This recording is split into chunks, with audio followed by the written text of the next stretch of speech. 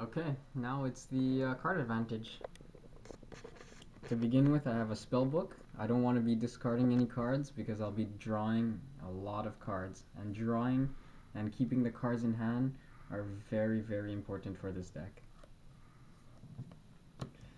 So next is a Sylvan Library. Great green card. It allows me to look at the top 3 cards instead of just drawing the first one, and allows me to also choose which one of the 3 that I want, and I can pay up to 8 life to keep all 3 in my hand. Yeah, that's another green staple. You run a lot of green staples in this deck. Yep. That's good. It is. Following that, I have Harmonize. 4 mana for 3 draw. I'd say that's a pretty good card right there. Definitely.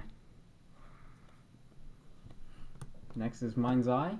When I have a lot of mana and my opponents are drawing, I'm going to be drawing too. Yeah, Mind's Eye is particularly good, and it's colorless, and it can help in any deck, though I don't always see it as a staple. But this is generally a target for my Fabricate. That's good. And finally, I would say is a staple blue card for EDH, Consecrated Sphinx. You draw a ton of cards. Yeah, this is a really good card. I mean, it's kind of beefy too as a 4/6. It can beat. But it's definitely a very good card draw engine. Also has flying, great evasion. Yeah, it's good. Alright, so moving on to Group Hug. Major portion of the deck, since it's a Chaos Group Hug deck. The epitome of Group Hug right here, Noble Benefactor. When it's sent to the grave, everyone uses a Demonic Tutor. That's pretty good, and he's pretty easy to kill as a 2/2. Yeah, excellent card. Next in blue, I have Jace Beleren. Doubles as card advantage, and everyone's happy. Yeah. Do you generally use his -10 ability? No, not usually. No? Okay. I generally use the +2 just to help everyone out. What a kind man you are. I know. Moving on to red, I have Mana Flare. Helps everyone, excels everyone, including myself. It's always a very good card. Powerful. Next I have the green counterpart, Heartbeat of Spring. Does the exact same thing. Yeah. Very nice to have. Oddly enough, you find more Heartbeat of Springs played in green decks than you do Mana Flares in red decks. Yeah, generally. After that, I have a Rite of Flourishing. This lets everyone have an extra land drop and an extra card draw, doubling as a Howling Mine and half an Azusa. It's good. Next is Howling Mine itself.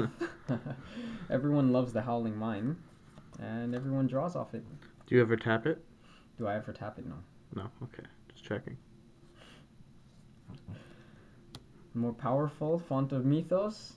This makes everyone draw 2 cards instead of an additional 1. Do you ever get players who complain about too much card draw? All the time. All the time. This is what the deck does. It likes drawing. Cool. Next is Temple Bell. Another draw. Another draw. Always. Helps everyone out. Draw and makes them draw a card. If they don't like it, well then I have an Anvil for them to keep their hand. So Anvil of Bogarden, everyone on the table has no maximum hand size. At the beginning of the draw step, they draw an extra card, and then they discard one. That's pretty good. It is. That's lots of group hugginess there. Yeah. Chaos Group Hug for you. This is Chaos Group Hug, and we've just seen the Group Hug part. It's on to the Chaos. So the first card I have, Overburden. This one just causes mass pandemonium because every time a player plays a creature, they have to return a land that they control back to their hand. It's good against combo decks that run creatures. Yeah, definitely. Next piece, Psychic Battle. Well, you better get ready not to choose your own targets because someone else might have a higher mana cost on top of their deck. Yeah, it's Very annoying card to play against. Eye of the Storm. Whenever a player plays an instant or sorcery, it goes into Eye of the Storm, and then the following person that plays an instant or sorcery also plays the one that's gone under Eye of the Storm. That can be very chaotic. Oh yeah. Oh yeah. Moving on to red, we have Price of Progress. That just makes people panic when it's played. Deals 2 damage for 2 damage per non-basic land that a player owns. It's very good against those very expensive decks. Oh yeah, definitely. That run every non-basic land. 5 color decks, it's amazing versus those. We have Confusion in the Ranks. So basically, what I want to do when I bring out Confusion in the Ranks is make people play with other people's decks. This can get really annoying when playing against, especially playing against you with this deck, or playing against another deck that generates tons of one particular type. To add to that, we have Wild Evocation. Every player casts a spell randomly from their hand at the beginning of their upkeep. That's nuts. That combined with Confusion in the Ranks creates a bit of confusion, I'd say. Definitely. Next is Grip of Chaos, making all targets random. This is definitely a very crazy card, especially in multiplayer. The epitome of chaos. Hence Grip of Chaos. Now in the last red card we have Warp World. Oh boy. That can either go very well or very bad. Do you find lots of players hate when you play Warp World, or they like it? No, a lot of players like it. Surprisingly. I've never encountered one that doesn't like me playing Warp World. Awesome. Next is a Timesifter. Random turns. I'd say that's pretty chaos right there. Definitely, especially if someone can dominate the top of their library and make the highest cards go on top. Take a bunch of turns. Unfortunately for them, though, the card gets exiled, so it also doubles as deck thinning. That's true. And finally, Knowledge Pool. Great card for chaos. Everyone plays with each other's decks. We all love each other, so why not, right? Exactly. Alright, so we haven't seen any win cons in the deck. I think we should get to a few of them. This is the original win con that I had in the deck. It's a combo with Hive Mind, Djinn Illuminatus, and any one of these 3 packs. How does it work? Well, first we have Hive Mind on the field, which whenever a player casts an instant or sorcery spell, every player casts that exact same spell. Then here we have a Djinn Illuminatus, and that gives the spell that I play Replicate, equal to the converted mana cost. So now we have the packs.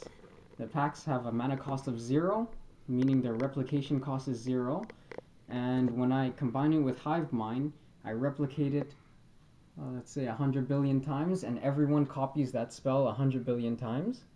I end my turn, and they lose.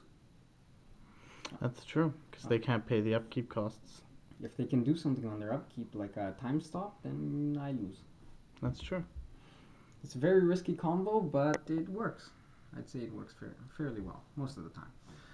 Now, we move on to the second win con. Here I have a nice Hellkite Charger, and then I generally put the Bear Umbra on it.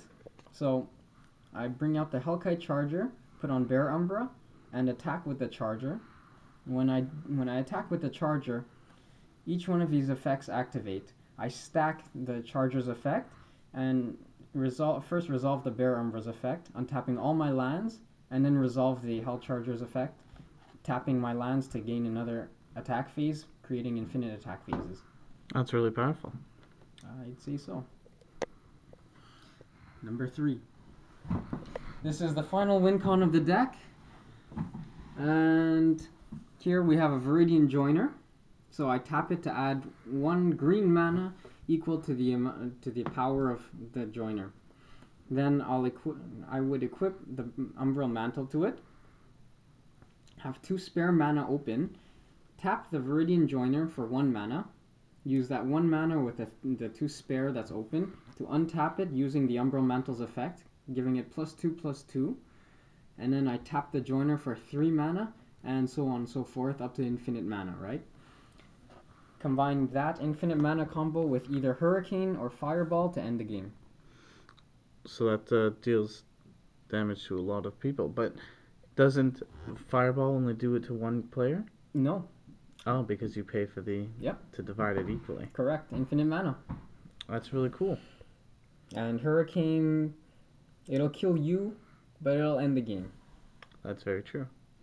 Do you ever leave yourself alive because you have tons of life? Yes. All the time. Awesome. All the time I gain life. This deck isn't meant to win. So it's just a fun deck to play. Okay, cool. So if you'd like to try it, this is the deck, and good luck. Guys, this was MTG Commander, and welcome to Chaos.